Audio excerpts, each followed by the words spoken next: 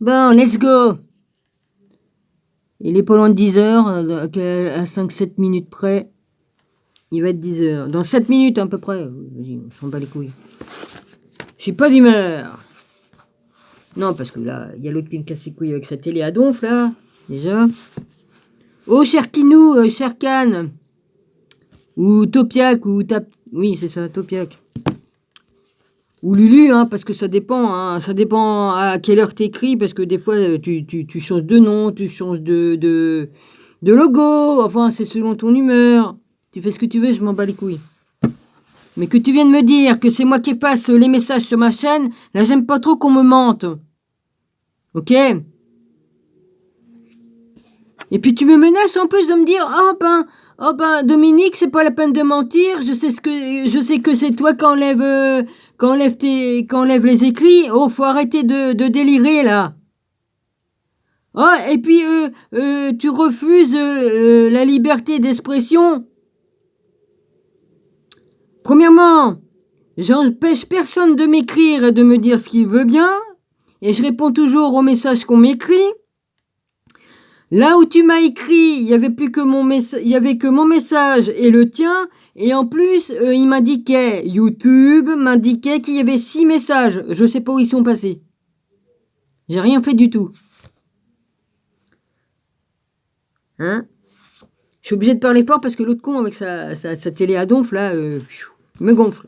Hein? Alors arrête de raconter des conneries, cher Can, Topiac, Lulu. Hein? Arrête! Arrête de mentir! Arrête de dire ce que tu crois qu'est-ce que je fais. Tu ne sais rien du tout. Arrête d'inventer, de te raconter des histoires. Pourquoi j'enlèverais les messages? Autrefois, les gens, ils venaient me raconter des saloperies et tout ça, et je les enlevais même pas. Alors, pourquoi que j'enlèverais les messages qu'on m'écrit? Oh, bah, puisque c'est comme ça, bah, je vais arrêter de regarder ta chaîne. Eh ben, casse-toi! Qu'est-ce que tu veux que je te dise? Je vais pas pleurer parce que tu vas t'en aller, parce que soi-disant, j'enlève mes messages. J'ai horreur qu'on vienne me raconter des conneries et des mensonges. T'as qu'à demander à Stéphanie qu'est-ce qu'elle a fait, hein? Voilà. Elle, par contre, elle s'est barrée. Alors là, elle s'est barrée comme une voleuse. Elle fait ce qu'elle veut, hein. Elle s'est barrée comme une voleuse parce que j'ai donné raison à Emmanuel. Bah, j'allais pas dire que Emmanuel, il disait des mensonges puisqu'il disait des vérités. J'ai dit à Emmanuel, tu dis la vérité. C'est vrai. Alors après, bah, Stéphanie a disparu. Ça y a pas plus que je donne raison à Emmanuel. Voilà, je dis la vérité. C'est elle qui a effacé tous les messages. Elle a effacé tous ces messages. C'est pas moi qui ai retiré ces messages à elle. Et puis c'est pas moi qui retire tes messages que tu mets. Voilà. Puis il y a un enculé qui m'a appelé vers 9h10 du soir. Je sais pas qui c'est. Je connais pas le numéro. Si ça continue, je vais mettre la police sur mon truc de branchement de machin et puis ils font une enquête. Commence à bien faire de me casser les couilles là. C'est bon. Il y en a qui jouent à des jeux, mais je vais vous dire que il faudrait peut-être qu'ils arrêtent de jouer à certains jeux, ouais. Maintenant, c'est terminé, maintenant. Alors maintenant, Topiac, bah, tu fais ce que tu veux, hein, tu viens plus, hein. Moi, voilà, hein, parce que m'accuser de choses que je ne fais pas, c'est très mal, ça. Voilà. Mais ça, vous cherchez à venir me casser les couilles. Ah, c'est peut-être Stéphanie qui t'a dit de venir pour m'embêter. Ah, peut-être, on sait jamais, hein. Ouais. Je sais pas qui manipule l'autre dans les histoires de vos histoires, là, entre vous. Ouais, vas-y. Je sais pas qui c'est qui est chef là-dedans dans la bande. Il a rendu la batique. Faut peut-être arrêter les conneries, hein. Voilà. Donc, tu veux te tirer, bah tu te tires, tu fais ce que tu veux, Topiac, j'allais dire Tipiac, oui. Aïe aïe aïe. Ça n'a rien à voir, Tipiac. Je m'excuse, hein, mais bon, avec ma dyslexie, hein, vas-y, hein. Bon. Moi, pour ma part, je préfère Sherkan, mais bon. C'était bien Sherkan avec la panthère noire. Bon, bref, t'as le droit de changer de truc, hein. Enfin, c'est pas que t'as changé, ils t'ont fait sauter ta chaîne. Eh. Bah oui, hein, à un moment donné, comme on insulte trop les gens, bah Voilà ce qui arrive, hein. C'est des vérités, qu'est-ce que je dis? Alors tu peux pas me faire un procès pour ça, je dis des vérités. Voilà. Alors arrête de m'accuser de choses que je ne fais pas et puis de raconter des conneries. Et puis si tu veux t'en aller, bah tu t'en vas parce que moi, hein, voilà. Oh, j'ai encore perdu encore un, dis donc. Oh bah dis donc.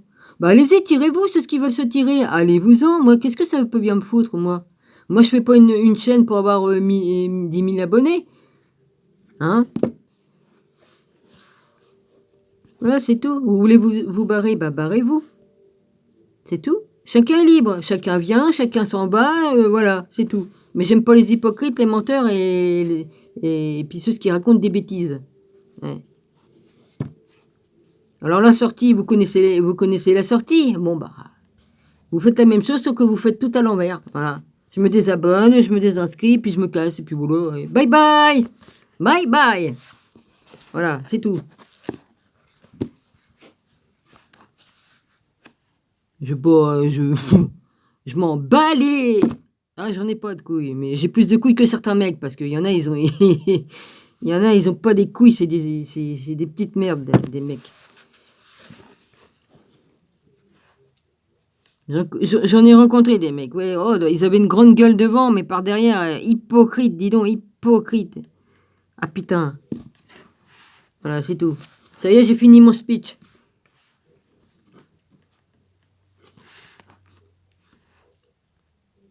L'autre, elle est pas hypocrite peut-être. Oh bah oui. Parce on dit à une personne qu'elle dit la vérité, ça plaît pas. Ah, elle s'est barrée. Elle s'est barrée. Ah bah j'allais pas dire que Emmanuel mentait puisqu'il disait des vérités. Donc pourquoi que j'aurais pas dit à Emmanuel qu'il disait vrai? Bah oui, moi je parle dans la vérité, alors je ne peux pas dire à quelqu'un qui dit les vérités qui ment. Ça c'est impossible. Par contre, comme on vient de comme on vient de me raconter des conneries, excuse-moi, hein, je viens de manger, donc j'ai des problèmes de digestion. Donc comme on vient me raconter des conneries et qu'on m'accuse de choses que je ne fais pas, eh ben c'est obligé que j'ouvre ma grande bouche. Ouais. Donc j'ai pas de temps de jouer, je suis pas à la récré ici, hein. On n'est pas au bac à sable. J'ai pas de temps à perdre avec les conneries. Maintenant, j'y vais parce que là je viens de perdre 7 minutes 42 pour des conneries. Voilà. C'est clair? Je crois que c'est clair. Je crois que je suis assez clair. Mais c'est vrai que vous nous faites dire des choses qu'on n'a pas dites par votre bouche ou par vos écrits. Vous dites des choses qu'on n'a jamais dit. Vous réfléchissez à notre place. Vous pensez à notre place. Ça devient grave. Hein.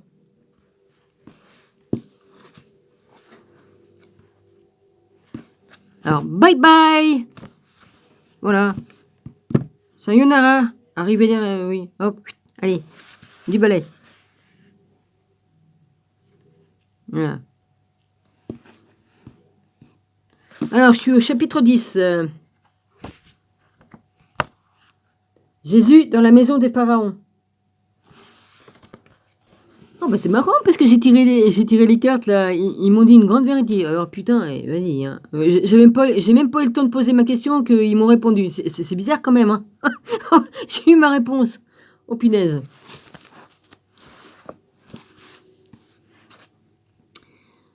Ouais, j'ai tiré les cartes à propos de Stéphanie. Oh putain, la réponse que j'ai eue.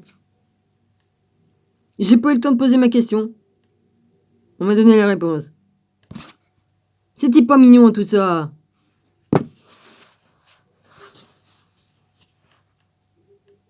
Oui, parce que Stéphanie s'est permis d'insulter le petit pépère. Enfin, le petit pépère, à ce qui paraît, elle a dit que c'était un jeune. Le barbu, là, qui est venu. Le monsieur qui... de 1800 et quelques, là. Ouais, il s'appelle... Écoute-moi, ouais. On peut pas l'oublier son nom, parce que franchement, j'en connais pas beaucoup qui se font appeler comme ça. Oh, il est seulement venu me dire que c'est pas bien de faire ci, que c'est pas bien de faire ça. C'est pas la première fois. Mais il est pas méchant. Je l'ai déjà rencontré. Donc elle n'avait pas lieu de l'engueuler comme du poisson pourri en faisant semblant de prendre ma défense. J'ai pas compris le topo peut-être. Appelle-moi con. On fait semblant, oui ma belle, mais dès que ma belle a dit raison, donne raison à quelqu'un d'autre qui est parmi mes connaissances, ah là ça plaît plus là, on se sauve en courant. Et c'est pas de l'hypocrisie ça peut-être? Mais... Ah, tu savais, Cherken, que normalement Jésus c'est Lucifer? Ah ouais, c'est ce que Stéphanie a dit. Elle a dit Lucifer c'est le vrai Jésus. Oh putain. Je vais pas me gêner, hein. J'ai eu le temps de tout lire avant qu'elle efface tout. Ouais, oui, parce qu'elle a effacé. Comme elle a vu que j'avais donné raison à Emmanuel, évidemment, elle s'est mise en colère. Hein.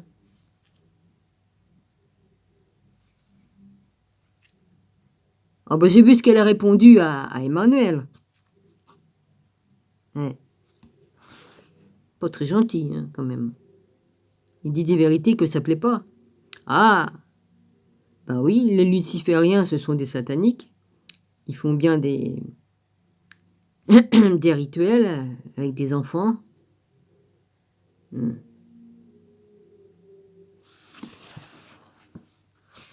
ira dire que c'est pas vrai. Oh, Madonna, hein. Elle est hautement élevée, je l'ai déjà dit dans mes vidéos, il y a des mois de ça, qu'elle était une des grandes prêtresses. Hein. Bah, elle a été, comment dirais-je? Oh, ben, on y a mis la jarretière de la reine de Babette 2, hein? Je veux dire Babette. Sa Majesté, comment qu'on appelle ça? Elle l'a introduit, hein? Hum.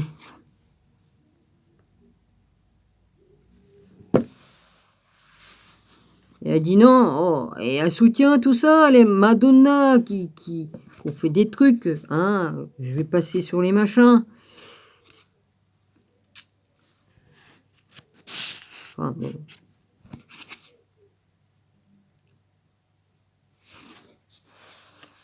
Oh, elle va rager si elle écoute ma vidéo. Mais qu'elle rage.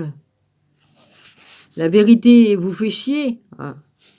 Moi, si quelqu'un dit la vérité, je dis oui, t'as raison, tu dis la vérité. Je vois pas le mal que j'ai fait en donnant raison à Emmanuel. Je vais pas dire qu'Emmanuel était un menteur, puisqu'il disait la vérité. Alors, je vois pas pourquoi que j'aurais pas dit que oui, tu dis la vérité. Hein, parce qu'il a mis il a mis en écrit, hein, dans la tronche, que c'était, toute la vérité, hein. Il y a mis. Ça n'a pas plu. Ah oui, parce que pour eux, Lucifer, c'est la vraie lumière. Ah ouais, c'est sûr. Ouais, c'est sûr. Hum, hum, hum. Lucifer, porteur de lumière. Ben, dis donc. De la fausse, hein. Il fut un temps où il était une lumière là-haut, mais avant d'être ce qu'il est devenu, mais... Niet, après terminé. Une fois que tu deviens déchu et puis que tu continues ta connerie, là c'est terminé. Hein. Niet, c'est niet. Il a pris la liberté de se révolter en haut, bah voilà, c'est bon, vas-y. Maintenant c'est terminé. Maintenant je lis. Allez, je vais lire mon livre, moi, parce que j'ai plus de temps à perdre. J'ai plus de temps à perdre, vas-y. Alors, les échos du passé, chapitre 10, page 81. Le Nouveau Testament ne fournit pas uniquement la preuve que les histoires de l'Évangile sont basées sur celles de l'Ancien Testament, mais que les événements qu'ils décrivent se passèrent bien longtemps avant le début de l'ère chrétienne. Par exemple, après avoir utilisé une référence à Isaïe pour relater certaines actions de Jésus, l'auteur de 4e évangile en vient à dire « Isaïa a dit cela parce qu'il a vu sa gloire et qu'il a parlé de lui. » Jean 12, 2.41. L'évangéliste dit ici que le prophète Isaïe, qui vécut 6 siècles avant le début de l'ère chrétienne, vit le Christ parler de lui. Vit le Christ et pas... Attends. Vit le Christ et parla de lui. Il l'a vu, hein, 600 ans avant. Hein. Trop fort. En vrai, Jésus était 14 siècles en arrière. Faut aller encore même plus en arrière. Déjà. Ils ont bien menti quand même.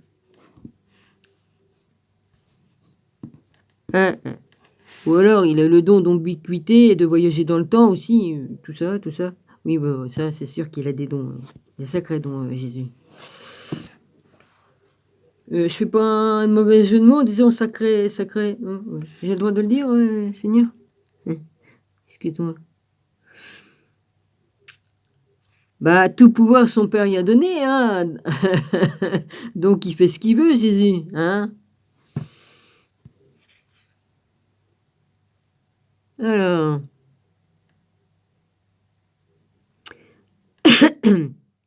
Alors, dit ici que le prophète Isaïe, qui vécut 6 siècles avant le début de la première de l'ère chrétienne, avant le début de l'ère chrétienne, vit le Christ et parla de lui. Plusieurs historiens, interloqués par les implications de ce personnage, suggérèrent que Jésus dut avoir une préexistence spirituelle. Une préexistence spirituelle. Alors, il faut le faire. Au temps de l'Ancien Testament. Là, ils s'en vont du temps d'Enoch, de Noé, de Noah. Allez, ça fait combien de siècles en arrière par rapport à la date qu'ils nous ont dit, là? Qu'ils nous ont dit. Putain, ils sont trop forts. Hein. Ouais, Jésus a fait un bond de 14 siècles en arrière pour se retrouver 14 siècles en avant. Oh putain, mais... Wesh. Alors, quand Jean paraît dire qu'Isaïe vit la gloire de Jésus, les commentateurs, pour la plupart, se sont accordés à dire que le Christ préexistant semble être envisagé comme ayant été présent lors des événements de l'Ancien Testament.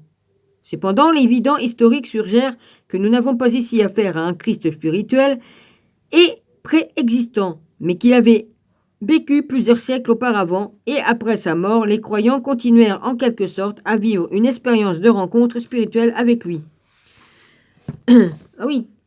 Et puis, Topiac, Sherkan, Lulu, si tu continues à venir me casser les couilles, à me raconter des conneries, je te bloquerai. Comme ça, je perdrai pas mon temps à te répondre. C'est pas compliqué. Comme ça, je vais te faciliter le truc, hein, parce que si tu me fais du chantage en me disant « Ah, bah, je vais plus regarder tes vidéos », mais je m'en bats les couilles. Même que tu serais le plus riche du monde, que tu serais le roi du monde, ou que tu serais je sais pas quoi, je m'en bats les couilles. Tu veux te tirer, tu te tires. Voilà, je crois que je suis assez clair là, vas-y. Voilà. Donc, fais donc ce que tu veux, mais si tu viens me raconter des conneries et de mentir à propos de ce que je ne fais pas, hein, les choses, de m'accuser de choses dont je ne fais pas, eh bien moi, je te bloque. C'est pas compliqué. Donc, un homme averti en vaut deux. Tu continues si tu reviens à me raconter des conneries, voilà, je coupe le truc et puis c'est bien. Voilà. Ah, après, ils vont encore dire, ouais, la liberté d'expression, bah, si c'est pour venir me raconter des conneries puis m'accuser de choses que je ne fais pas, je vois pas pourquoi que j'accepterais qu'on vienne me raconter des conneries. Voilà. Parce que les messages, là, en ce moment, tous mes messages, on les enlève. J'y peux rien. Il y a des bugs avec YouTube, puis aussi YouTube qui fait ce qu'il veut. Hein, voilà. Alors, quel intérêt j'aurais d'enlever? Je laisse tous les écrits, tout. T'inquiète, modeste Stéphanie, hein, les écrits tous ces écrits qu'elle a retirés, c'est pas moi qui les ai retirés. Hein. Elle est partie comme une furie, et puis en colère, hors d'elle. Et puis elle a enlevé tout. Là, c'est pas moi qui a fait l'opération. Hein. Ouais. Non, Seigneur, je la ferai pas celle-là. Non, je la ferai pas. Excuse-moi. Oui, je voulais dire par l'opération du Saint-Esprit, tout est pas parti. Bon, excuse-moi. Voilà. Excuse-moi, Saint-Esprit. Ouais.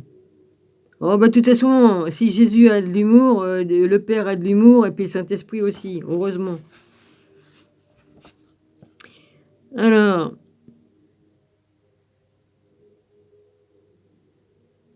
Si on n'est pas sourd, on le devient, toi, avec toi. Hein. Ouais.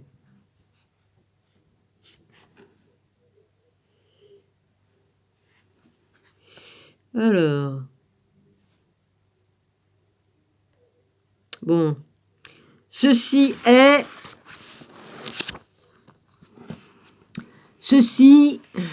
Oh punaise. Je commence à refatiguer, c'est pas grave. Ceci est clair. Dans le récit de Paul relatant sa propre expérience, sans consulter la chair et le sang, Galates 1, 2.16, dans la même façon, Jean nous dit plus haut qu'Isaïe vit la gloire de Jésus. La gloire du Christ indique une incarnation éternelle et spirituelle. Une incarnation spirituelle. Une incarnation éternelle et spirituelle. Ah ouais? Non, plusieurs incarnations. Faut arrêter de raconter des conneries. Car on dit que Jésus atteignit la gloire seulement après sa mort et sa résurrection.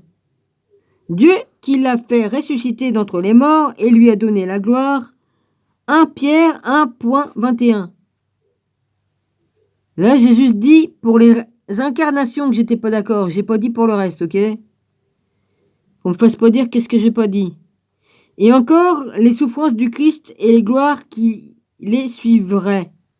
1 Pierre 1.2.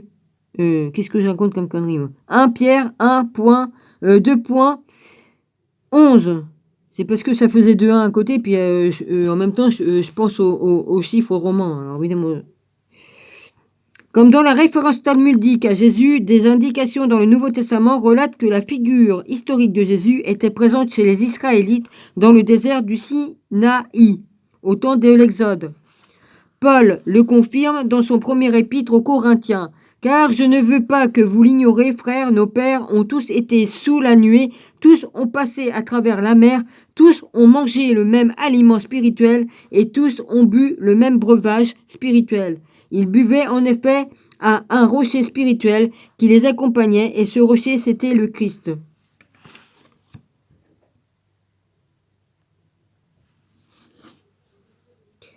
Et 1 Corinthiens 10, 2.1-4. Ce que Paul essayait de transmettre par ces mots ne laissa aucun doute dans les esprits des historiens bibliques. Il est certain que Paul veut dire ici que le rocher était vraiment Jésus. Eh vas-y, t'as rouvert toi.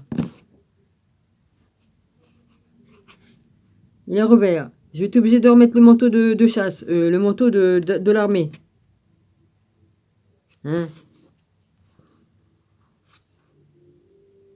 C'est à dire, il croyait que le Messie était présent sous une certaine forme parmi le peuple durant ces périodes critiques dans le désert. A.T. A majuscule T.T. Hanson, professeur de théologie à l'université d'Hull, durant la période d'après-guerre, allait encore plus loin en affirmant « Paul nous rendit fréquemment perplexes en renvoyant apparemment l'activité du Christ jusqu'à l'Ancien Testament. Il ne semble pas dire ces textes s'étaient accomplis des siècles plus tard en la personne du Christ. Ce qu'il semble nous dire est ce que dit le Christ. De plus commentant sur le deuxième épître aux Corinthiens,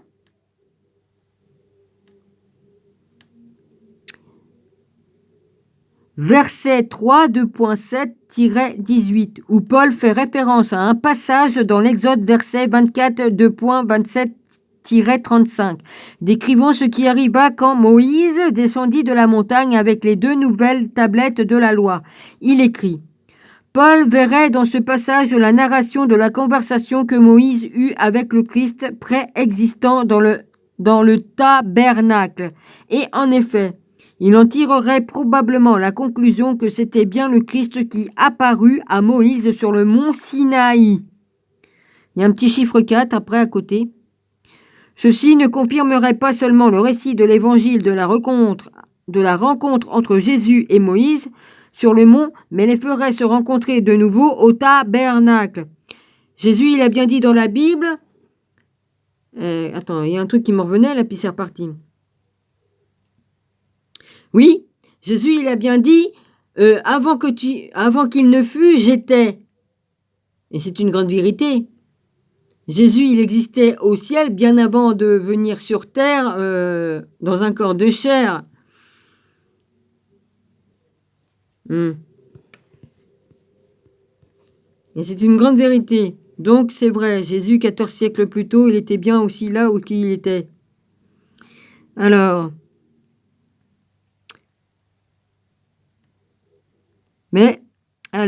ceci ne confirmerait pas seulement le récit de l'évangile de la rencontre entre Jésus et Moïse sur le mont, mais les ferait se rencontrer de nouveau au tabernacle, la tente réservée au rassemblement du culte que Moïse construisit au pied du mont Sinaï.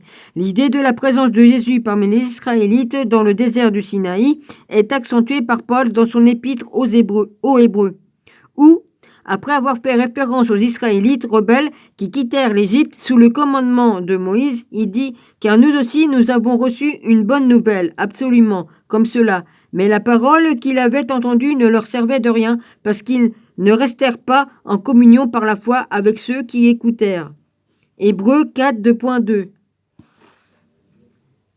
Ici, nous avons une inversion surprenante de ce que nous attendions. Nous aurions mieux compris si l'auteur avait dit que les anciens Israélites avaient entendu la bonne parole. C'est... Oh, bah, il y a des... C'est un C avec un point, ça fait comme une petite vague. Après, un A avec un accent. Et ça refait encore une petite vague, et puis un D. Voilà, je sais pas ce que ça veut dire, j'en sais rien. C-A-D... Alors, de bonnes nouvelles, tout comme nous. En fait, il dit que nous aussi, nous avons entendu la bonne parole, tout comme eux, italique de l'auteur. Le point soutenu est ici que par Paul. Le point soutenu ici par Paul est que l'évangile prêché au 1er siècle après Jésus-Christ avait été également prêché auparavant. Jean confirme également que Jésus était un contemporain de Moïse. Il cite Jésus disant aux Juifs de Jérusalem, excusez-moi, je m'excuse, j'y peux rien. Si en effet vous croyez Moïse, vous me croiriez aussi, car il a écrit à mon sujet, Jean 5, 2.46. Il attribue aussi des mots à Philippe, l'un de ses disciples, mentionnant des faits similaires. Philippe rencontre Nathanaël et lui dit, celui dont a écrit Moïse dans la loi et dont on parle les prophètes, nous l'avons trouvé, Jésus, fils de Joseph de Nazareth. Jean 1, 2.45. Par conséquent, Moïse, selon Jean, ne fit pas de prophétie concernant Jésus, mais écrivit sur lui dans le Pentateuque. Je l'ai lu, le Pentateuque.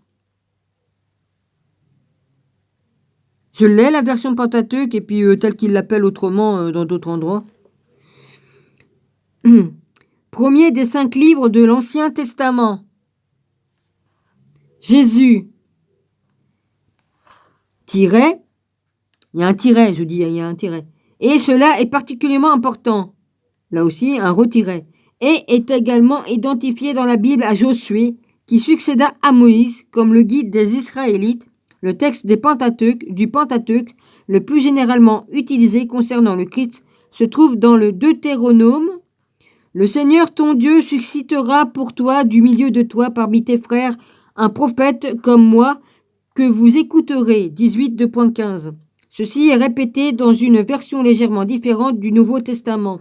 Moïse, d'abord a dit « Le Seigneur Dieu que vous suscitera d'entre vos frères un prophète semblable à moi. Vous l'écouterez en tout ce qu'il vous dira. » Acte 3, 2.22. La Bible elle-même confirme que Moïse faisait ici référence à son successeur Josué, ce qui mena les premiers historiens et chrétiens à identifier ces figures de l'Ancien Testament comme étant le Christ historique. L'Épître aux Hébreux fut le premier livre du Nouveau Testament à le nommer. Ceux qui avaient reçu d'abord la bonne nouvelle n'y entrèrent pas à cause de leur désobéissance. Aujourd'hui, si vous entendez sa voix, n'endurcissez pas vos cœurs. Si Jésus La Bible du roi Jack présente la note en marge, c'est-à-dire Josué avait introduit les Israélites dans ce repos. Dieu n'aurait pas par la suite parlé d'un autre jour. Hébreux 4, 2.6-8. Ce passage nous indique que un personnage messianique ainsi que deux dates. Il y eut une époque quand la bonne nouvelle au sujet de Josué était rejetée, et ceux qui aujourd'hui entendent sa voix, ses paroles, ne devraient pas agir de même en durcissant leur cœur contre son enseignement. La similarité des noms Josué, Joshua,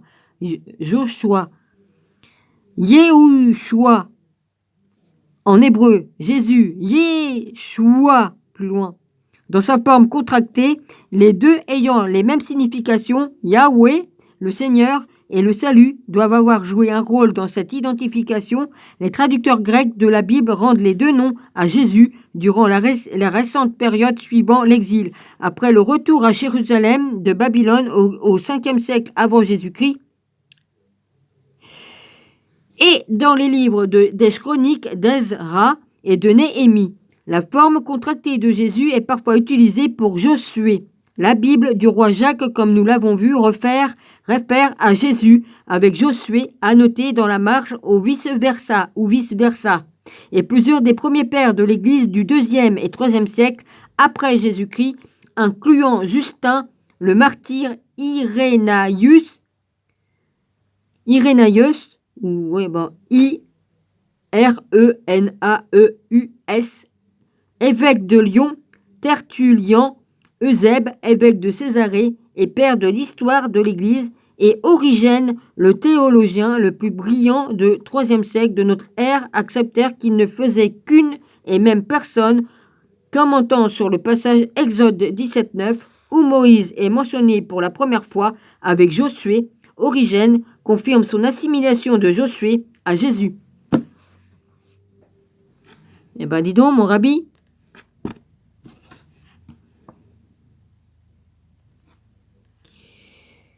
Quelle observation. C'est quoi ce truc? De Josué à Jésus. Observons quelles instructions furent données par Moïse quand la guerre fut imminente. Il a dit à Jésus. La Bible du roi Jacques précise ici, Josué avec Jésus dans la marge. Choisis des hommes par toi-même et pars combattre Amalek demain. Jusqu'à ce point, aucune mention n'est faite de l'homme béni Jésus. Pour la première fois ici, la brillance de son nom irradie. Jésus et Josué sont également liés par diverses références faites à ces derniers dans le Pentateuque comme étant le fils de Nun, N-U-N, avec un accent chinois sur le U. Ce sont les seules références faites dans la Bible à Nun, un mot signifiant poisson, symbole traditionnel du Christ, les doubles poissons. Eh Seigneur. La mort dans le désert. Page 87. Putain, j'ai trop froid. Ah, qu'est-ce qu'il me casse les... Oh, j'ai pas de couilles, mais il me les brise.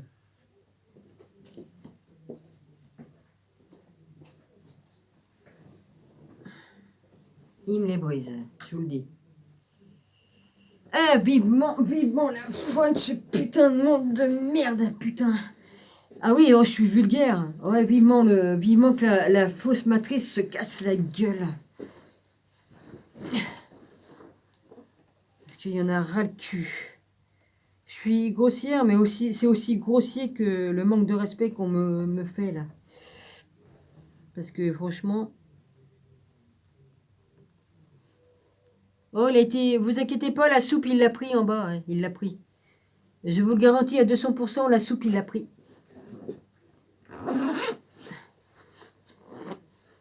Oh, il va pas faire long feu.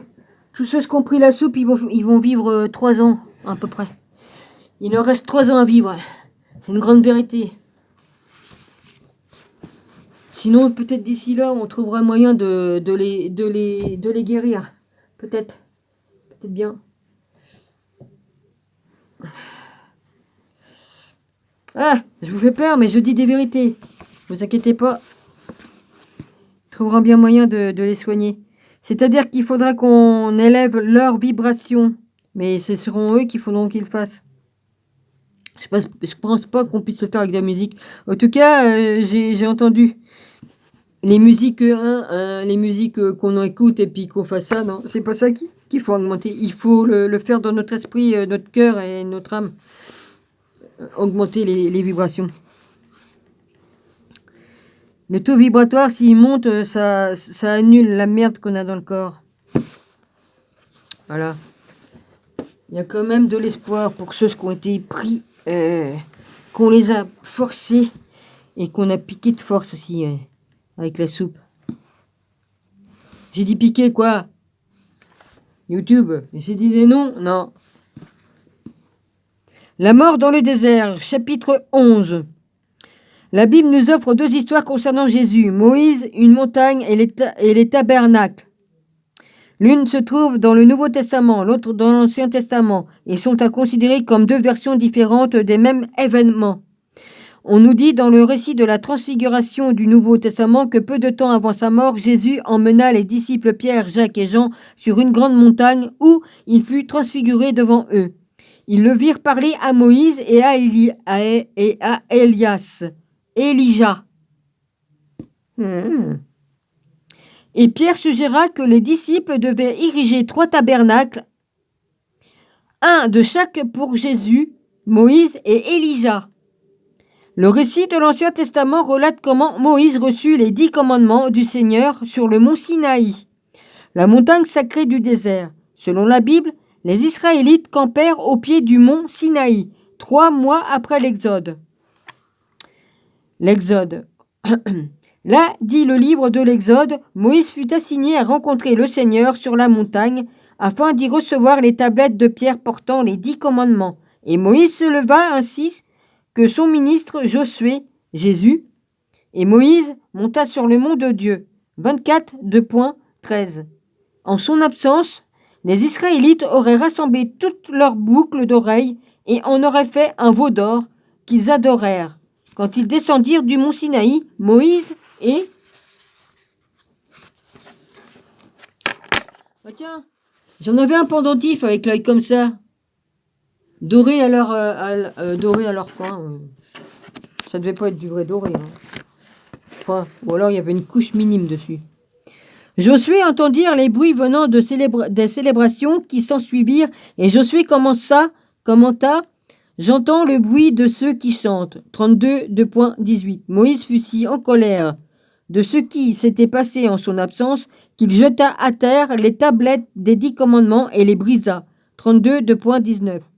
Ah, faudrait m'expliquer comment qu'ils ont trouvé les tablettes intactes dans le tabernacle. Non, c'est pas le tabernacle. Excuse-moi, Jésus. C'est dans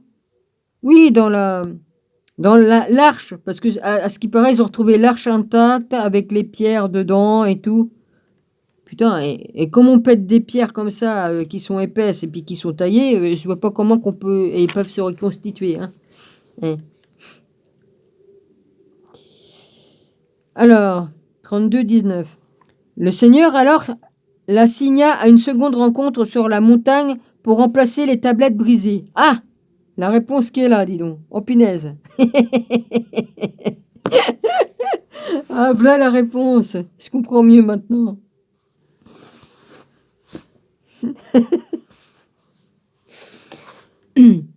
Le Dieu de Moïse n'avait ni forme ni image lors de sa première rencontre avec le Seigneur sur la montagne.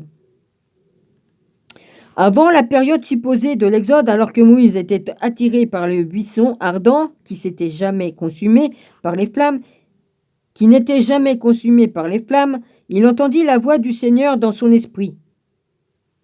Ouais, moi je l'ai entendu par 4 fois. Cependant, à l'occasion de son voyage pour recevoir les nouvelles tablettes gravées des 10 commandements, une présence physique nous est indiquée. Le Seigneur descendit en forme de nuée et il se tint là avec lui. J'allais en parler de la nuit, mais bon, ça sert à rien que je le dise. Avant, j'ai le nez qui me chatouille avec tes courants d'air, toi, du con. Alors, le Seigneur passa devant lui. 34, 2.5-6. Ici, nous avons le Seigneur debout avec Moïse. Le mot hébreu pour le Seigneur, ils disent Adon. A majuscule D-O-N. Et grec, Kyrios. En grec.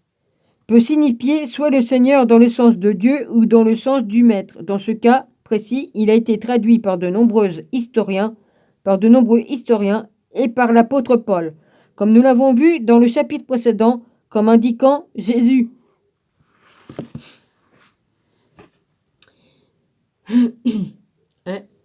J'ai pas une... Bon, tant pis, j'ai pas... je voulais prendre une petite gorgée d'eau pour m'éclaircir la voix, là. C'est pas grave. En complément de recevoir les nouvelles tablettes, il fut dit à Moïse, « Tu observeras la fête des Azim. Pendant 7 jours, tu mangeras des Azim, comme je te l'ai commandé au temps fixé du mois d'Abib. Nissan en babylonien. Car c'est au mois d'Abib que tu es sorti d'Égypte. » 34, 2.18. De nouveau, Moïse paraît ne pas être seul quand il descend de la montagne avec les 2 nouvelles tablettes gravées. Puis Josué entra dans le tabernacle et Moïse le suivit plusieurs fois, ressortant pour rapporter aux Israélites ce qui se passait.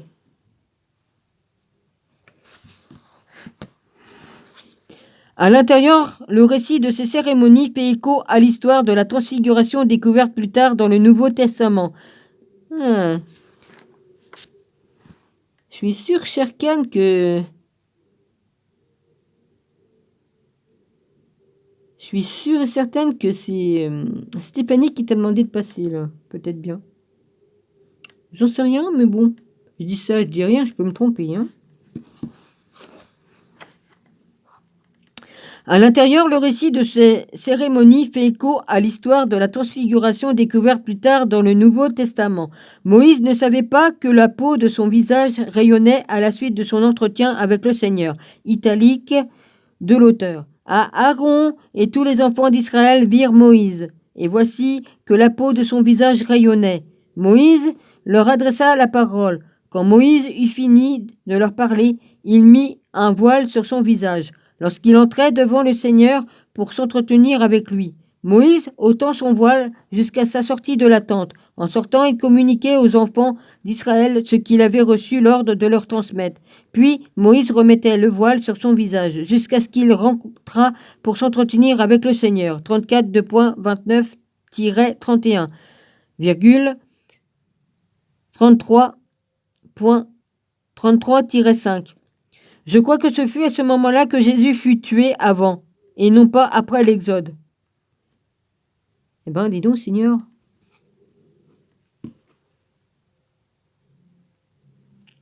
Et non pas après l'Exode, alors que Moïse était au Sinaï avec seulement une poignée de disciples et quelques alliés médianiques, et que la vaste majorité des Israélites étaient encore en Égypte et qu'ils ne pouvaient pas être jugés responsables ni même avoir eu connaissance des événements qui hantent le peuple juif depuis plus de 3000 ans.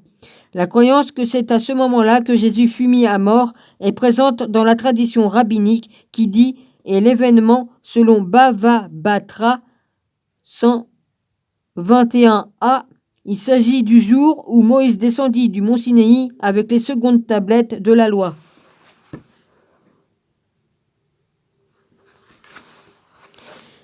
Pour en comprendre les circonstances, il est nécessaire de rechercher... Je vais essuyer ma machine, là, vas-y. J'en suis d'où ? 44. Pour en comprendre les circonstances, il est nécessaire de rechercher à ce point la relation entre les Israélites et la maison royale d'Égypte et d'identifier quelques-unes des plus importantes figures bibliques par leur nom égyptien.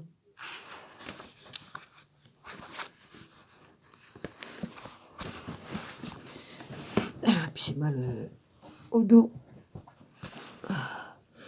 Joseph le patriarche au manteau de plusieurs couleurs qui amena la tribu d'Israël. Sa famille en Égypte de Canaan au XVe siècle avant Jésus-Christ était le petit-fils d'Isaac et le fils préféré de Jacob.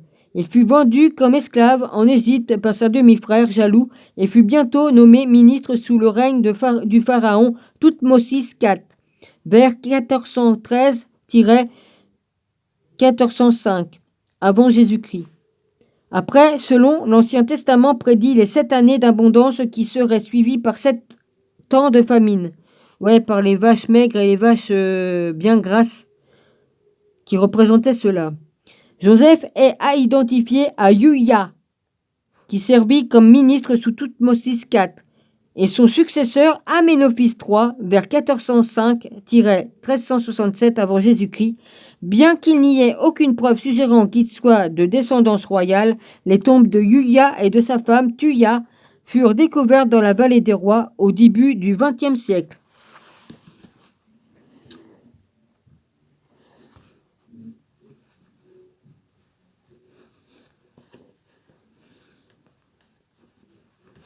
Très intéressant. La position de Yuya signifiait qu'il résidait dans les palais royaux. Le jeune prince qui allait devenir Amenhotep III rencontra et tomba amoureux de Tiyi, la petite fille de Yuya. À la mort de son père, il se maria à sa sœur Sitamum, Mun, Sitamun.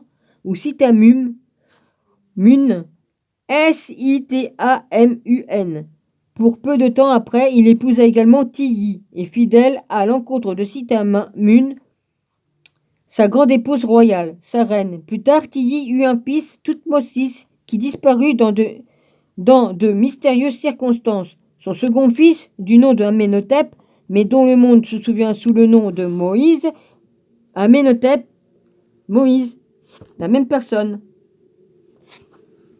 Naquit probablement en 1394 avant Jésus-Christ dans la ville frontière fortifiée de Zarv, Z-A-R-W, rebaptisée plus tard Pi-Ramsès, la cité de Pi-Ramsès. Ah, je connais par cœur, j'ai étudié l'Égypte ancienne et tout ça. À la frontière de l'Égypte de Zarv, je ne sais pas le prononcer, avait été présentée à Tiyi par le souverain comme un palais d'été où elle serait proche de ses relations israélites qui avaient été autorisées à s'installer à Goshen, G-O-S-H-E. C'est pas c'est un E avec un accent E. Et E et N. Dans le delta oriental plutôt qu'en Égypte, car les Égyptiens avaient en abomination les bergers orientaux depuis l'invasion victorieuse de l'Égypte par les Hyksos,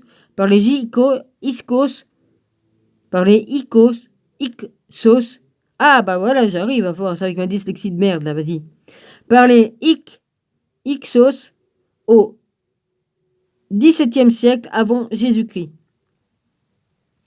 Le roi donna des instructions aux sages femmes qui étaient au service de Tiyi pour que l'enfant qu'elle entendait soit mis à mort à sa naissance, s'il s'agissait d'un garçon.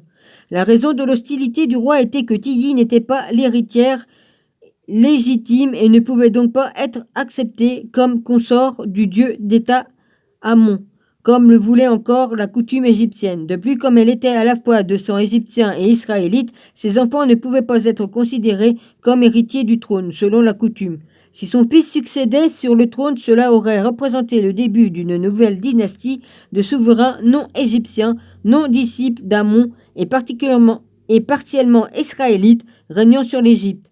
Les sages-femmes n'obéirent pas aux ordres du roi et en apprenant probablement par ces sages-femmes elles-mêmes la menace pesant sur la vie de son nouveau-né, Tiyi l'envoya par les flots sous la protection de ses relations israélites à Goshen, qui étaient toutes proches. Ceci est l'origine de l'histoire biblique de Moïse découvert par une princesse dans les joncs des rives du Nil. Zarv était entouré par des lacs et une branche du Nil ainsi que lié par l'eau de Goshen. Oh merde, ça me fait chier, j'ai du mal. Amenhotep passa la plus grande partie de sa jeunesse dans le delta oriental et à Héliopolis, où il fut éduqué par les prêtres de Ra.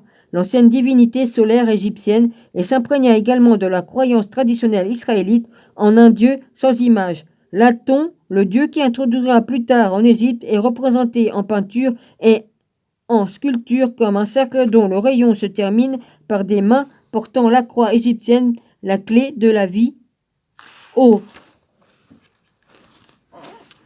narines de la famille royale. Ce n'est pas une représentation physique de la divinité, mais à l'instar de la croix chrétienne ou de l'étoile juive, un symbole indicateur du salut, comme dans le christianisme, et ne représentant pas littéralement le soleil. Au temple d'Aton, il n'y avait pas de représentation physique à qui adresser les prières, pas plus qu'une arche de l'alliance physique placée dans le Saint des Saints au temple de Jérusalem ne peut être considérée comme une image de Dieu. L'Aton ne peut pas non plus être assimilé au dieu solaire, car il s'agissait soit de Ra, soit d'Atum.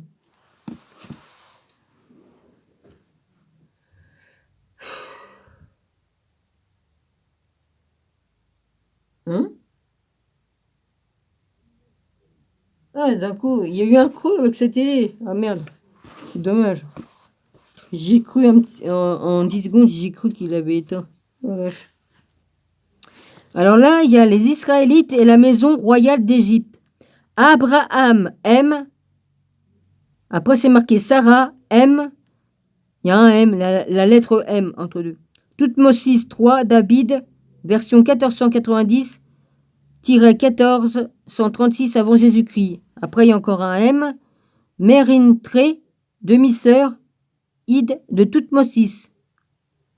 Oui, parce que après, tu descends. Il y a le M, tu descends. Alors après, c'est marqué Abraham, M. Sarah. Après, il y a un M. Tu descends en bas, il y a Isaac.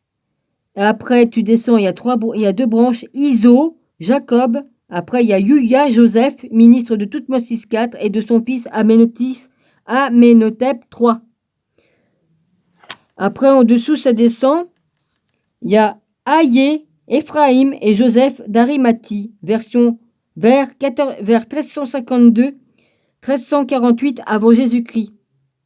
Après, en face, il y a M. Tu descends, il y a Tilly.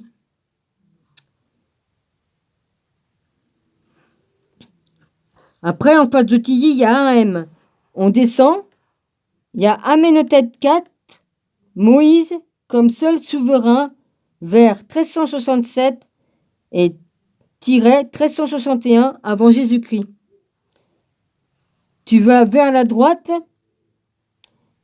vers la gauche, pardon. Je me mets à l'envers avec l'écran. Il y a Semenkar vers 1363-61 avant Jésus-Christ. Je retourne vers le haut et je redescendrai après. Toutmosis 3, David, version vers, c'est pas marqué version, vers 1490-1436 avant Jésus-Christ. Après, il y a un M. Et puis, en face, c'est marqué Mérithré, demi-sœur, Id de Toutmosis. Bon. Après, je descends à partir du M que j'ai dit avant. Amenhotep 2, version vers. Oh, pourquoi je dis version? Je suis emmerdé avec ce truc. Faut que ça cesse. Vas-y, c'est énervant ma dyslexie. 1436-1413 avant Jésus-Christ. Ensuite, il y a Toutmosis 4 vers 1413-1405 avant Jésus-Christ, début du séjour. Il y a Tuya entre. Après, on descend un peu.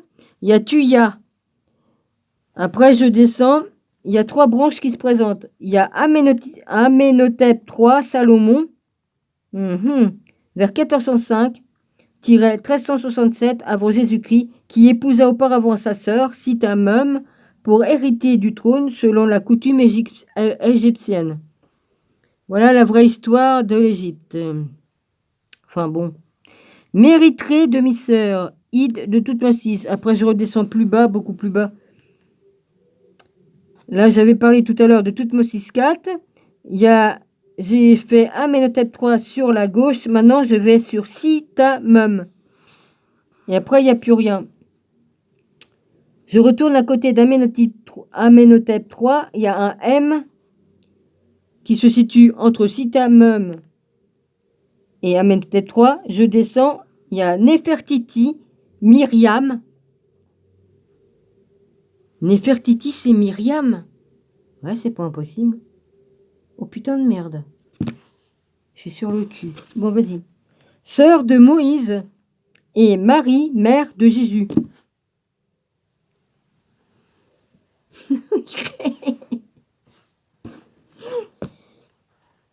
Après, il y a Amenhotep IV et Nefertiti sont l'un en face de l'autre. Il y a le M qui se situe. On descend. Il y a deux branches qui vont, une à gauche et une à droite. Il y a Toutankhamon. C'est Josué, Jésus. Nom d'une pipe. Hein? Toutankhamon, Josué, c'est Jésus. Hein? Toutankhamon. Ah. Putain, puis j'ai dit que c'était le premier. Non, mais j'ai lu des conneries. J'ai lu des trucs sur Toutankhamon. Il disait que c'était le premier. Que c'était le premier franc-maçon. Oh putain. Excuse-moi. Si Josué est Jésus et que c'est Toutankhamon, excuse-moi Jésus d'avoir traité de franc-maçon. Mais en tout cas, moi j'explique tout ce que j'ai appris, hein, tout ce que j'ai pu lire. Hein, je dis tout, après on trie. Oh putain de merde. Bon, écoute, je crois que je dois me prendre un verre pour me remonter là. Non, mais je suis pas alcoolique, mais je vous jure, hein, là il me faudrait un verre pour me remettre. Oh putain, je suis sur le cul. Après, il y a Anse-Pa-Aten. Alors, Anse-Pa-Aten. Celui-là, je ne le connais pas. Nom de Dieu. C'est le nom de Marie-Madeleine. Oui, c'est moi. Enfin, je veux dire.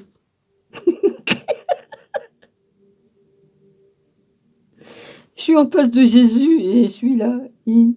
Putain, il n'y a pas de hasard. Excusez-moi.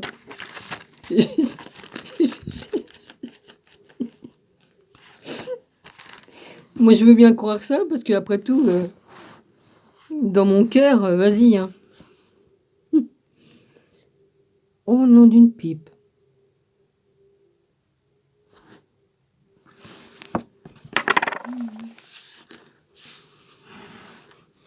Ben, voilà mon arbre généalogique. Hein. Vache.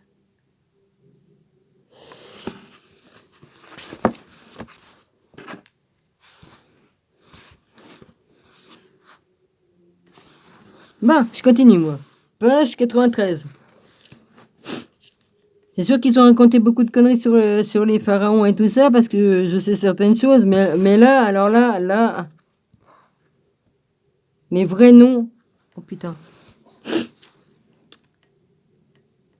Alors. J'en étais 12. Ouais, parce qu'il y a un mot qui est... 91, 92. La clé de la vie. La croix égyptienne. La clé de la vie aux narines de la famille royale. Ce n'est pas une représentation physique de la divinité, mais à l'instar de la croix chrétienne ou de l'étoile juive, un symbole indicateur du salut, comme dans le christianisme. Et ne représentant pas littéralement le soleil, au temple d'Aton, il n'y avait pas de représentation physique à qui adressaient les prières, pas plus qu'une arche de l'alliance physique placée dans le Saint des Saints au temple de Jérusalem ne peut être considérée comme une image de Dieu. L'Aton ne peut pas non plus être assimilé au dieu solaire, car il s'agissait soit de Ra, soit d'Atum. D'Atum, je prononce Atum. Atum, A-T-U-M. J'en ai une croix égyptienne sur moi. La croix de vie. Je la porte. Ce ne fut pas avant d'être devenu un jeune garçon âgé d'une dizaine d'années qu'Amenhotep fut finalement autorisé à résider à Thèbes, la capitale de Haute-Égypte.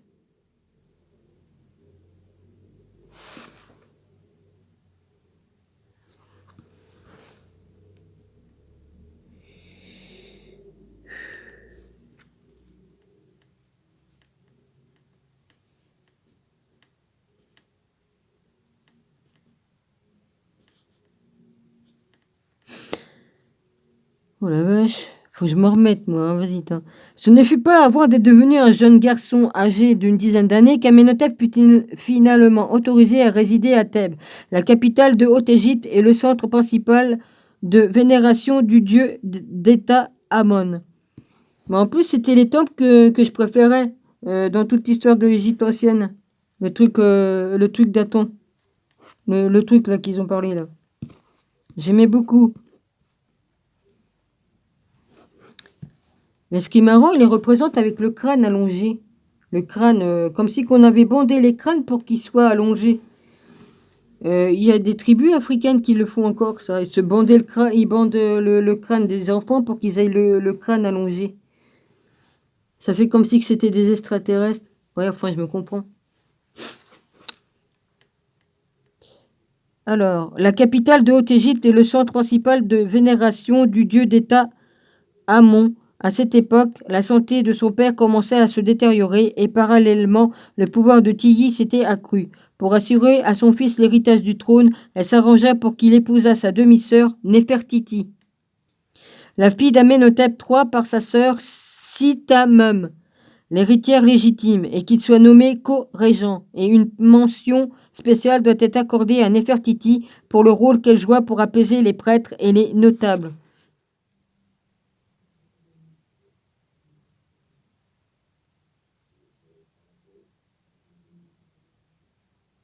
Voilà, la mère de Jésus, c'était Néfertiti.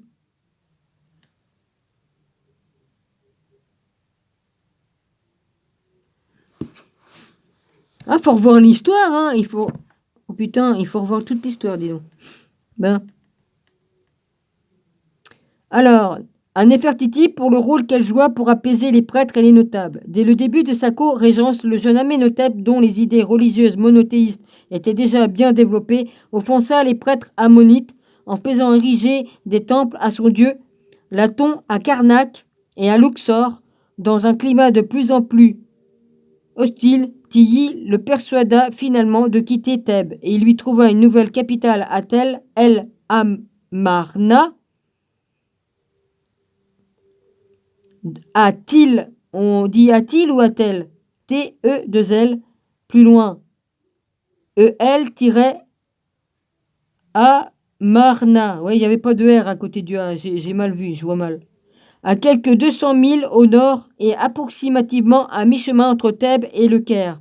Contemporain, Amenhotep appela sa nouvelle ville Akhenaton, la ville de l'horizon de Laton, en l'honneur de son nouveau.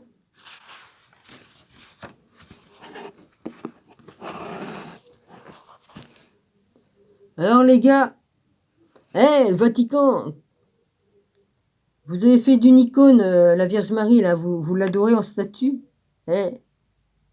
Si vous saviez qui c'est. Bah oui.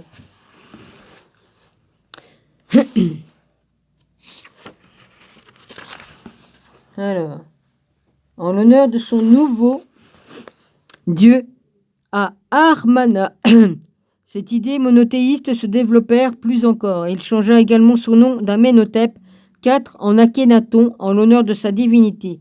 La co-régence se termina à la mort de son père alors qu'Akhenaton était âgé de 12 ans.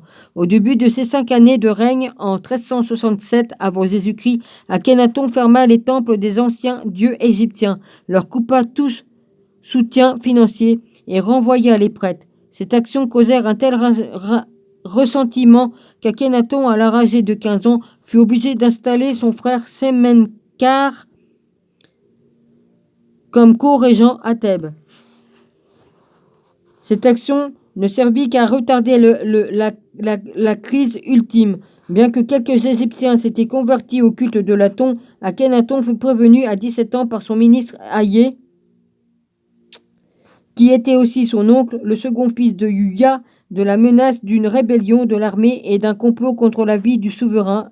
Hayé conseilla un compromis qui autorisait les anciens dieux de l'Égypte à être vénérés parallèlement à Laton. Le roi refusa.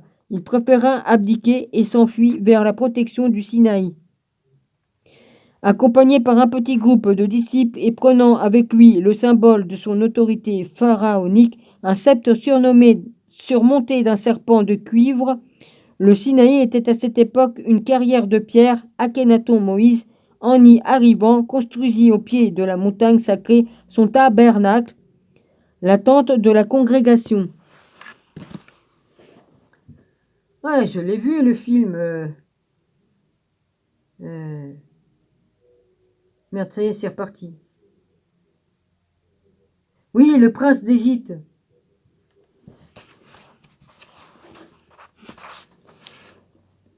Son successeur, Sémenkar, ne lui survécut pas très longtemps, peut-être quelques jours seulement, et fut succédé à son tour par le jeune roi Toutankhamon. Toutankhaton. Excusez-moi. Le fils d'Akhenaton, Moïse, quand on peut le voir dans la scène, représenté à l'arrière du trône découvert dans son tombeau dans la vallée des rois, le nouveau pharaon suivi. C'est con que j'ai plus mes livres. Ah bah tant pis. J'aurais pu vous montrer les photos.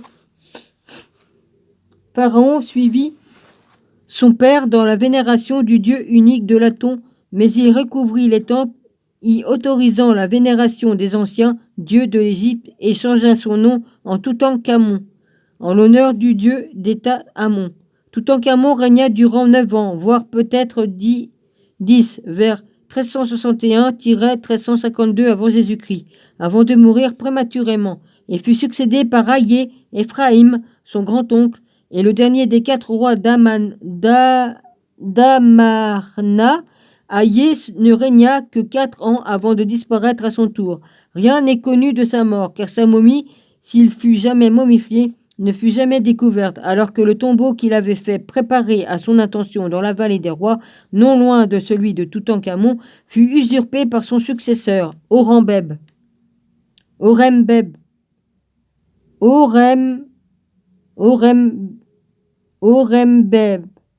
fais chier, il y a un H, ça me perturbe, il y a un H entre les deux.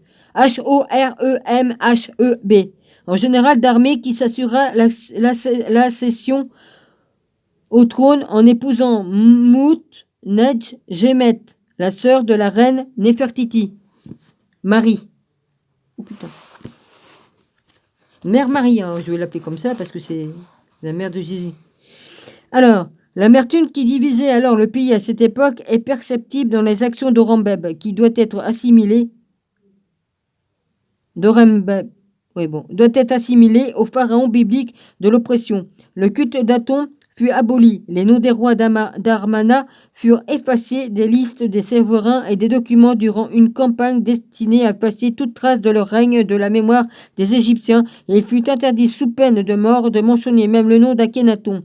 Par conséquent, ses disciples se réfèrent à lui sous le nom de Mos, en termes utilisés lors des cas de justice en Égypte, à cette époque pour signifier le fils et l'héritier légal. C'est quand même impressionnant de se demander comment... bah oui, interdiction de parler de ceci, de cela, on efface les statues, on casse les statues. Ah, ouais, évidemment, faut bien effacer les vérités. Hein. Comme d'hab, ils font toujours pareil. Hein. Depuis des éons. Hein. Le petit groupe des disciples qui accompagnèrent Moïse en exil au Sinaï, à ne pas confondre avec l'Exode encore à venir, incluait les prêtres d'Armana. Parmi eux se trouvait Panet-Etzi, qui fut le serviteur en chef et le second prêtre de l'Aton, du Seigneur, au temple d'Akhenaton. Vous saviez que... Comment il s'appelle? Ouais, les espèces, ceux qui sont croisés, enfin bref... Ils ont fait des hybrides avec des extraterrestres et puis des humains. Et ça fait aussi des hybrides en mettant la soupe dans le corps des gens. Là, vas-y. Bon, bah, il y a des enfants qui sont déjà nés de ça, puisqu'ils ont fait des... C'est pas d'aujourd'hui qu'ils ont fait des expériences. Alors,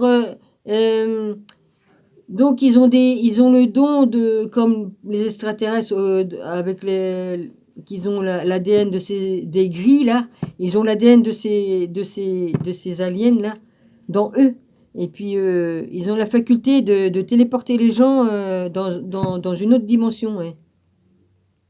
Alors on dit qu'il y en a qui disparaissent, mais bon, ouais, ils arrivent à emporter les gens sur une autre ligne de temps. Si on les regarde dans les yeux, hop, vas-y. Maintenant, vrai ou pas vrai, tout ce que je sais, c'est que j'ai écouté une émission très intéressante.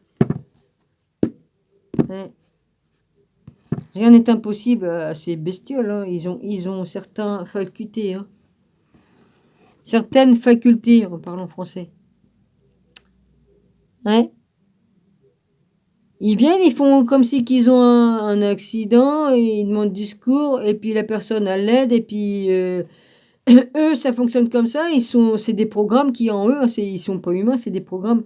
Et puis si tu acceptes de les aider, tu les regardes dans les yeux, c'est terminé.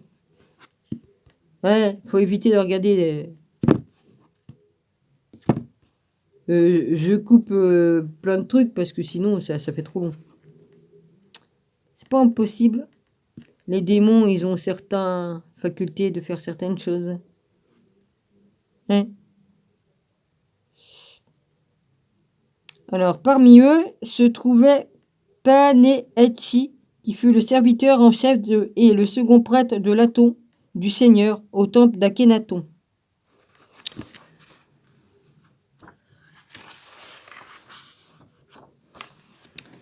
Après, bah, tu te retrouves que tu as des villes, il n'y a plus personne dedans, hein, évidemment. Hein. Téléportation sur une autre ligne de temps. Ah. Évidemment, si tu acceptes de les aider, tu donnes ton consentement, ils le font. Sinon, non. Si tu les aides pas, ils font rien de tout ça. Il y a des trucs, de toute façon, il y a des drôles d'histoires. Hein. Ah tiens, vas-y, on va dire les cinglés. Mais je m'en fous, moi je dis tout ce que j'entends et après les gens ils font ce qu'ils veulent de ce que je dis. Alors, Armana, l'équivalent en hébreu de ce nom est Pinéas. Non, Phinéas. Il y a un H, alors comment je fais? Phinéas ou Pinéas? P-H-I-N-E-A-S. Pinas. Là, ils font Pinas, P-I-N-H-A-S. Le prêtre mentionné dans le Talmud comme ayant condamné Jésus à mort. Intéressant, hein? 14 siècles avant le truc, hein? Je veux bien croire. Pourquoi j'étais si atterri, moi, par ce truc-là, moi, comme j'étudiais l'Égypte ancienne? C'est bizarre, justement cette époque-là. Hein? Toutankhamon, tout ça. Ramsès II. Ouais. J'ai étudié l'archéologie, tout ça, l'Égypte ancienne et tout. C'est marrant que c'était mes préférés là-dedans. Le fils écarlate. Bah écoute, hein, Marie-Madeleine qui s'appelle hein, Anse Paaten. Ouais, Anxen Paaten. Putain, j'avais oublié. Hein. Et moi je disais, j'ai vécu du temps de l'Égypte antique. Ça c'est vrai, mais je me rappelle que j'étais un homme, une femme.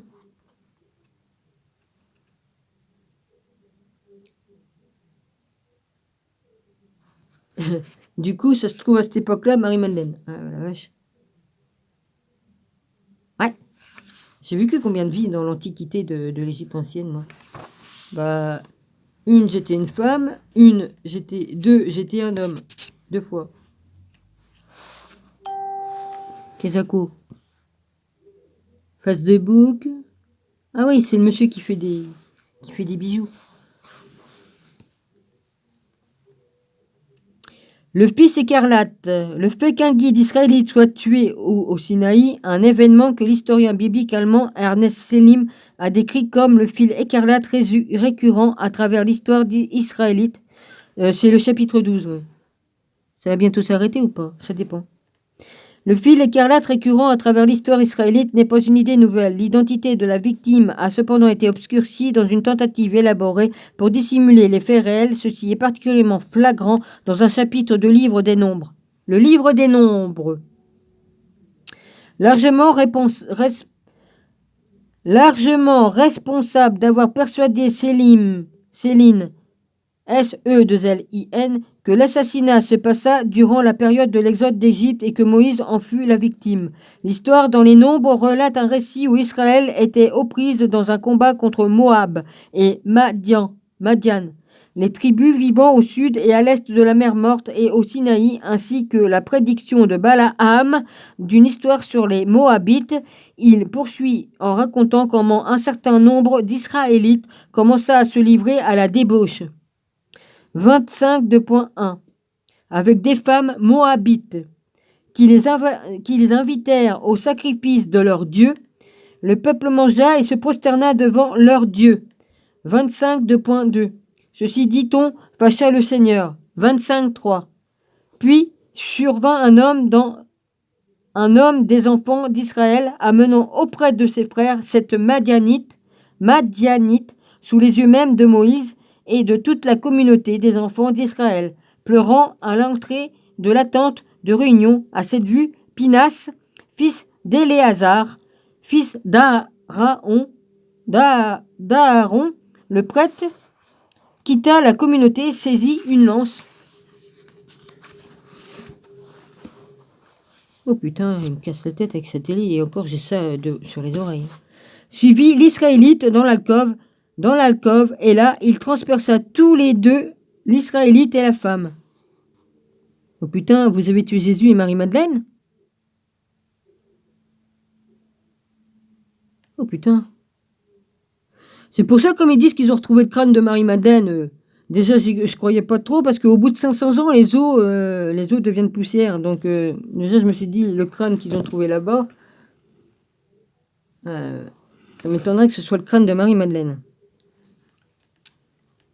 Pinas nous est présenté comme un héros pour cette action. Il en résulta qu'une peste qui avait coûté la vie à 24 000 personnes se termina, et le Seigneur parla à Moïse, lui disant, Pinas, fils d'Éléazar, fils d'Aaron, le prêtre, a détourné mon courroux des enfants d'Israël parce qu'il a été parmi eux possédé de la même jalousie que moi. C'est pourquoi je n'ai pas dans ma jalousie achevé les enfants d'Israël, déclare donc ceci. Je lui accorde mon alliance de paix. Il y aura pour lui et pour sa descendance après lui une alliance qui lui assurera le sacerdoce à perpétuité en récompense de sa jalousie pour mon Dieu. Il pourra accomplir le rite d'expiation sur les enfants d'Israël. 25.11-13 Quelques versets plus loin, les victimes sont identifiées comme étant des figures mineures. Zimri et Cozbi. Alors, Zimri, c'est Z-I-M-R-I et Cozbi, c'est K-O-Z-B-I. Respectivement, le fils et la fille des deux lignées importantes.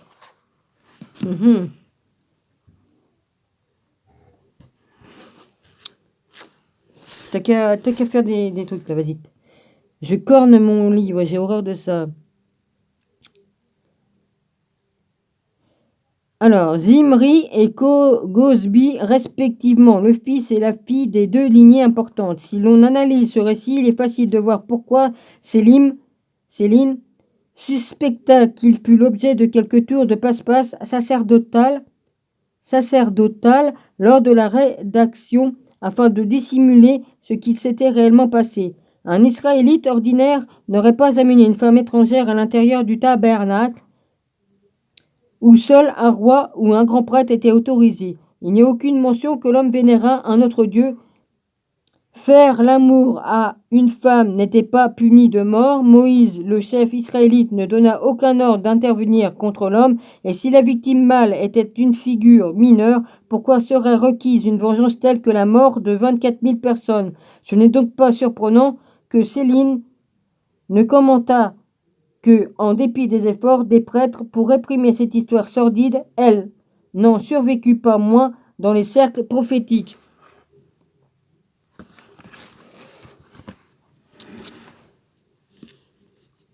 Il est clair que ce qui est décrit comme une peste n'est seulement mentionné qu'après que Pinas ait commis son crime. C'était un châtiment pour l'assassinat et non pas pour la fréquentation de femmes étrangères. Paul avait ceci à l'esprit quand, après avoir indiqué que le Christ était présent avec les Israélites au Sinaï, il poursuit en disant « Cependant, ce n'est pas le plus grand nombre qui plut à Dieu. » Et il en tomba 23 000 en un seul jour. 1 Corinthiens 10, 2.5,8. Cette compréhension est renforcée par la preuve présente dans les manuscrits de la mer morte, le commentaire sur Habakkuk. Je vous le relirai, tout ça. L'un des textes de Qumran nous dit que, après que le méchant prêtre ait tué le maître de justice, il, le maître, apparut devant eux pour les avaler. Avaler est une métaphore hébraïque pour supprimer ou tuer. En ce qui concerne l'apparition du maître après la mort, le verbe hébraïque utilisé ici peut être aussi traduit comme « il se révéla à eux ». Le maître, c'est Jésus. Indiquant ainsi une expérience spirituelle plutôt que physique. La confirmation de la théorie concernant la peste, qui suivant l'assassinat au Sinaï pouvait être une forme de châtiment, est également présente dans le livre d'Osée, où on nous dit que cette punition fut appliquée par Éphraïm. Quand Éphraïm parlait, c'était la terreur. Le sens ici donné dans d'autres traductions est « fit trembler les autres ». Il était grand en Israël. 13.1. Il est aussi étrange que Pinas soit récompensé avec l'alliance d'un sacerdoce perpétuel pour lui et ses descendantes après lui, quand nous savons par le Lévitique, le livre précédent, dans le Pentateuque, que cette promesse avait déjà été faite à Aaron et à ses descendants. Page 99, je vais à la 100.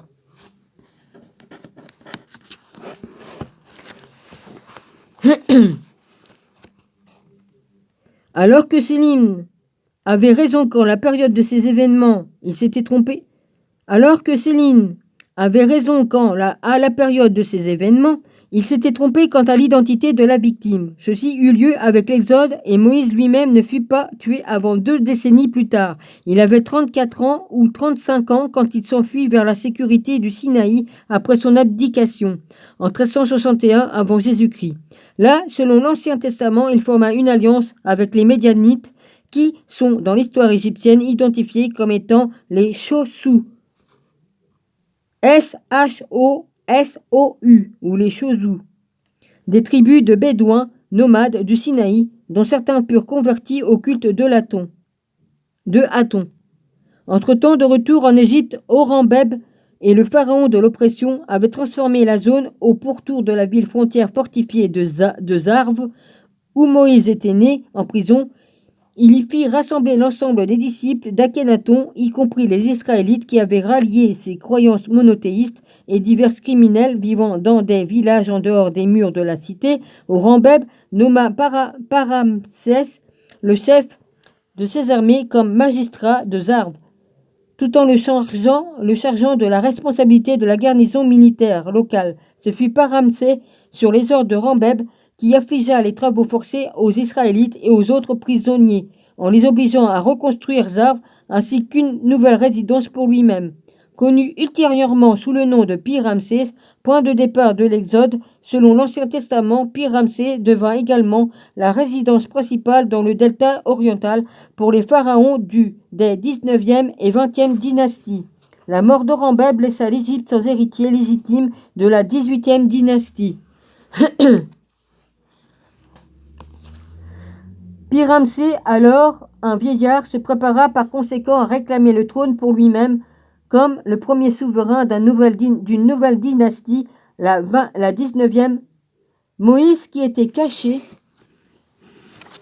dans le désert depuis un peu plus d'un quart de siècle, décida de tenter de réclamer son trône à Ramsès, qui est décrit dans l'Ancien Testament comme le roi qui ne connaissait pas Joseph. Il voyagea vers Zarv, où sa revendication en tant que souverain légitime devait être considérée par les prêtres égyptiens et les patriarches à l'aide de son sceptre, surmonté d'un sceptre de cuivre, symbole de son autorité pharaonique. Moïse fut capable d'établir son identité comme étant le fils d'Amenhotep, et sa requête fut acceptée par les prêtres et patriarches égyptiens qui sont appelés magiciens.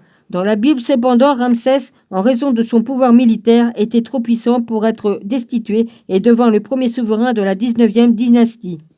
Par un coup d'État, réalisant que sa vie était en danger, Moïse s'enfuit de nouveau vers la protection du Sinaï, emmenant ses disciples avec lui, y compris les tribus israélites venant des villages à l'extérieur des murs de Zarv. Ce fut l'exode biblique. Moïse et ses disciples voyagèrent vers le Sinaï au travers d'une zone marécageuse située au sud de Zarv et au nord du lac de Temsah, Temsah, et la contemporaine Ismaïlia. Cette route par l'eau fut choisie pour retarder les poursuites. Les chars égyptiens s'enlisèrent dans la boue, alors que les Israélites voyageant à pied seraient en mesure de traverser sans risque. Ceci représente la période et la localisation possible concernant le récit biblique du pharaon qui, en les poursuivant, se noya. Les sources égyptiennes se fournissant aucune indication de cet événement, mais il est certain que le bref règne de Ramsès Ier vers 1335 et 1333 avant Jésus-Christ se termina par sa mort, précisément à cette époque. Confronté à présent au problème d'un large nombre de disciples, grand besoin, nourriture et d'eau, Moïse, page 102, abandonna sa direction vers le mont Sinaï pour se diriger plutôt vers le nord sur l'ancienne route d'Horus qui reliait Zarv, située aux frontières de l'Égypte, à la ville cananéenne de Gaza. Le long de la route se trouvaient des campements avec des puits d'eau gardés par des postes militaires. Selon le Deutéronome, Moïse ne fut finalement pas autorisé à entrer dans la terre promise et fut tué par le Seigneur parce que vous m'avez été infidèle au jour de Meriba Kadé dans le désert. 32, 2.51. Moïse n'avait pas été interdit d'obtenir de l'eau pour ses disciples et ne peut en aucune manière être considéré comme un péché. Ce qui est impliqué ici est que Moïse s'assura l'eau des puits le long de la route d'Horus.